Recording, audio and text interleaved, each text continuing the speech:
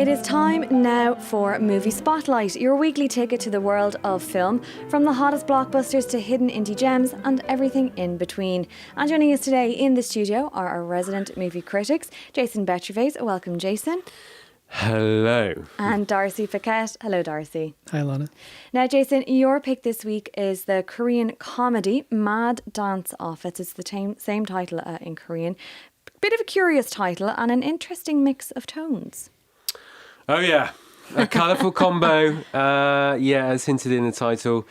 Kind of works, also kind of doesn't. So basically the movie centres on this government official played by Yum Hae-ran. So she's someone who plays by the rules, and she's climbed up the various levels within this kind of hierarchy. She's very stiff, a tenacious single mother, and things look initially quite good, quite promising. She's about to get promoted, and her daughter Arin has passed the played by Arin has passed the state exam to be a teacher. So going well.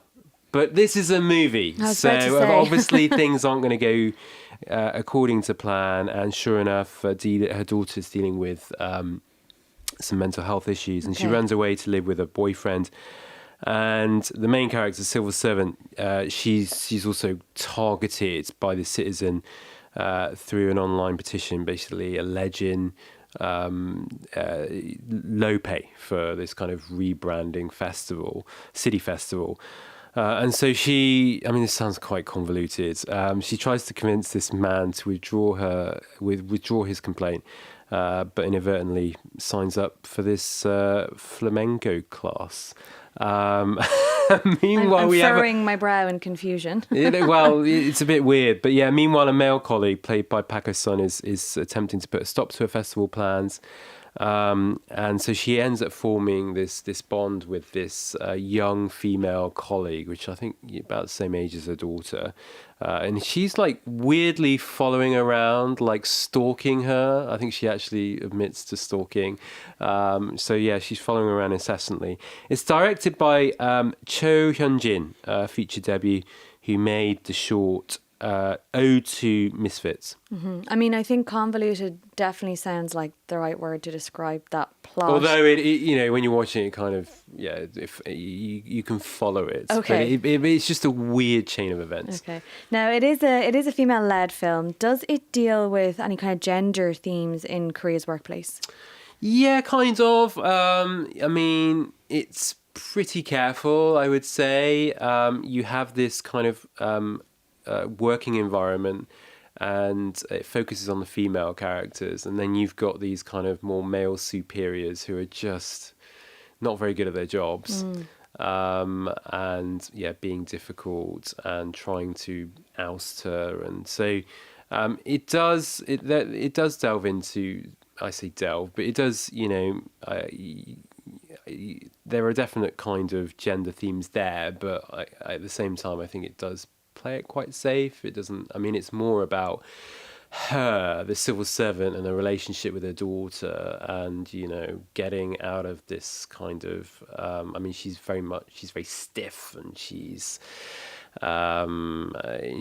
doesn't have this best relationship with her daughter, and so I think this film kind of you see her go on a journey, and then you have this younger female colleague who helps her do that in unexpected ways through this kind of Spanish dancing. And there's this kind of there's this climactic scene towards the end of the film where obviously they're doing their moves. And she's kind of freeing herself, and and she's that's kind of the point of the movie. But I'm not sure necessarily. And it's a comedy. I should say this is a comedy. Oh, you've left that part out, Jason. Yeah, no, I've been jet lagged this week. I was sitting in this movie theater, thinking, what time is it? And yeah, it is a comedy, and so some of the lines kind of work, some of them don't. But it literally is a comedy. It doesn't take itself too seriously. Although there are some darker moments. I guess that in the kind of film. makes the plot maybe sound a bit more plausible now if we've got a. Oh, it's totally not plausible. Oh, okay. Now the lead, Yeom Hae-ran, she's been a rising star in the industry following significant roles in The Glory, Park Chan-wook's No Other Choice. What did you make of her performance in this movie? Yeah, she's supremely talented. Whenever she's on the screen, I'm fixated. You know, she's mesmerising. I don't think the material here is as good as, you know, some of the other stuff she's been in. So she was in a number of series, actually, When Life Gives You, Tangerines, Mask Girl, Guardian, The Lonely and Great Guard. She was in Memories of Murder. Briefly. Very briefly, you'll kind of miss her. And so she was in Park Chan-wook's recent film, No Other Choice. And so she's someone you see a lot more frequently these days. And this is actually a leading role. So that's significant. But I just don't think she's good. She is good. But, you know, I don't think this is maybe the best thing for her. Yeah, she has the leading role in My Name, which just opened at the Berlin Film Festival. I haven't seen. No, that's true. Yeah, that's the Chung Jung film. Yeah. That's so. I really want to see that. Yeah. So she's going through this new phase of her career where she's literally the leading character. Yeah. So. And I'm really excited for her because clearly directors love her, right? But this is more of a comedic turn. Right. Maybe not the best fit for her. Darcy, have you seen Mad Dance Office? What did you make of it? I liked it a lot more than Jason did, to be honest. I mean, partly it is a film that kind of moves back and forth between a lot of different styles, and it's convoluted. The film that I'll be talking about in a moment, if we compare the two of them, this is much more subdued. And, it is kind of taking on this idea that, this is a society where people sometimes work too hard and kind of don't take time to relax or maybe pursue personal interests. They sacrifice too much for their career. And so, this main character and then her daughter represent that. And then this other younger coworker who, ultimately, I think that's the biggest relationship in the film. It's not, the daughter plays an important role in the plot in terms of how it kind of moves to its ending, but it is just kind of about the friendship that develops between these two characters. And I don't know, I was charmed. I had fun. No, it does have charm. No, I agree. It does have charm. And I do want to revisit it when I'm not struggling with jet lag. But yeah, it's constantly shifting gears, and I'm not sure. I mean, I come on here and I often say, well, this is incredibly formulaic, and we see this time and time again. Actually, this is a little bit different. Okay. Yeah, so I do admire the attempt to be different and challenge those conventions. I'm just not sure it necessarily works all the way. I might come back actually and think, well, maybe it's better than I first thought, because I was, in all honesty, this week was a challenge. Okay. Well, Darcy, you've just touched on the movie that you watched this week. It's called The Bride. There's actually an exclamation point in the title. When I first saw the script, I thought you were kind of shouting at me this week. It's the second feature by actor turned director Maggie Gyllenhaal, who wowed critics back in 2021 with her debut film, The Lost Daughter, based on the Elena Ferrante novel. This new film seems to be quite a significant departure in style, though. Maybe you can tell us more about that. Yes, so The Bride in the title is The Bride of Frankenstein. Okay. Just a few months ago, we were talking about Guillermo del Toro's new movie, Frankenstein, which, is based very much on Mary Shelley's novel, at least as a starting point. This film, the idea can be traced back to the 1935 black and white movie classic, The Bride of Frankenstein, by director James Whale. Although we should say that, in that movie, even though, she's in the title, The Bride of Frankenstein only really appears at the end of the film briefly and doesn't really have any dialogue. And so, Maggie Gyllenhaal said that she watched this movie and then she kept wondering, what is this bride thinking? And that was kind of the starting point for this movie.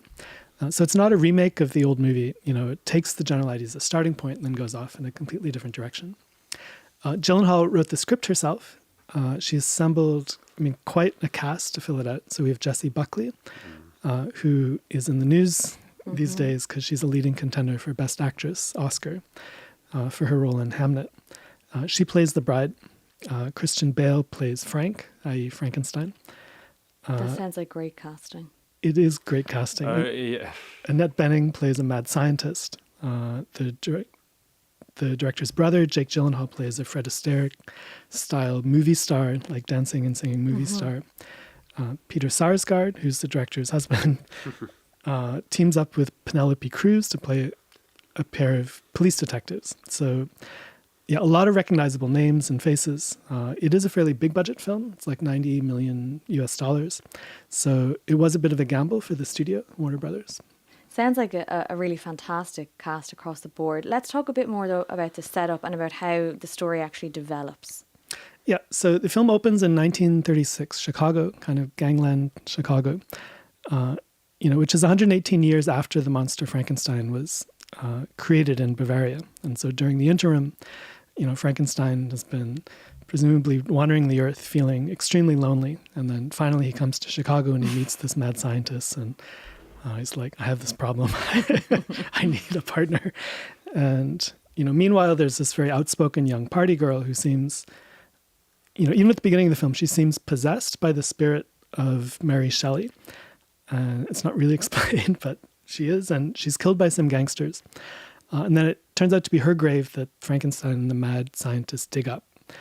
They bring the corpse back to the laboratory, they wire it up, and they bring it back to life. So, it's not exactly love at first sight. I think Frank is quite smitten with her, but she's very outspoken and rebellious by nature. She's not interested in him. But as time passes and they have these experiences together, their similarities start to bring them closer together. Definitely sounds like quite an unusual movie. I mean, Frankenstein in Chicago in itself is kind of a sentence that I didn't really expect you to be saying today, Darcy. Would you call it more of a love story? Is it a monster movie? Is it political allegory? Or is it an art movie? How would you ultimately kind of describe it? Yeah, I mean, yes to all of the above. Plus, it turns into a musical briefly. It has, it's a detective story. It's a gangster movie. It's kind of this story of feminist revolution. Every critic who's written about this film has taken the very obvious metaphor that, this movie is kind of like a Frankenstein that's been stitched together from all these different body parts. And, there are all these different genres and things. It isn't really a genre movie, though. The parts are all kind of recognizably genre, but the story itself is more kind of, I guess, an art movie or kind of its own structure. It doesn't follow the typical storytelling patterns of genre films. There are loads of literary references, cinematic references. There's a long section in the latter half where it kind of turns into Bonnie and Clyde for a while. You have these two outlaws on the run. It's many different things at once. What did you think of it? Did you think it worked? I tried really hard to like this movie. And it's a really interesting idea. It's a great collection of talent. It does kind of fly off the rails, I think. And there are some scenes that I went with and that I enjoyed. I hadn't read any reviews before watching the film, so I didn't come in with any particular expectations. And so I got the full experience of being kind of carried off in all these unexpected directions. There are people, I think, who are responding to the film's anarchist energy, kind of its very brash and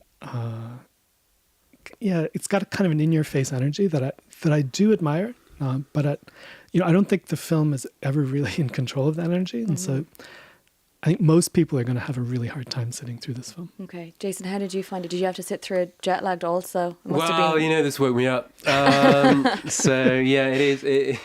But it's unashamedly bold, and full of energy, and as Darcy said, it kind of comes off the rails. But I think the director would kind of say that's the whole point, and I do like the some of the themes of the films as well. Excuse me. I like some of the themes of the film as well. So the feminist themes in particular, it's pretty radical in the way it conveys those. And so yeah, I mean, it's hard to sit through, and I think the performances are super intense.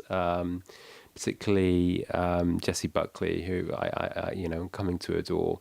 But it's quite hard to swallow by the end of it. You're kind of like, yeah, I admire it, but would I go back for seconds? And probably not, And so I think it'll struggle at the box office. But, I admire the intention. Kind of like the first film, actually. It doesn't... I admire the fact that it tries to be a little bit different, well, in this case, quite a bit different. But does it quite work? I don't think so. But I admire the effort and the energy and the tenacity as well. Well, that wraps up this week's Movie Spotlight featuring flamenco and Frankenstein. A big thanks to our movie critics. Thanks so much, Jason. Thank you for having me in my jet lag state. And thank you, Darcy. Okay, thank you.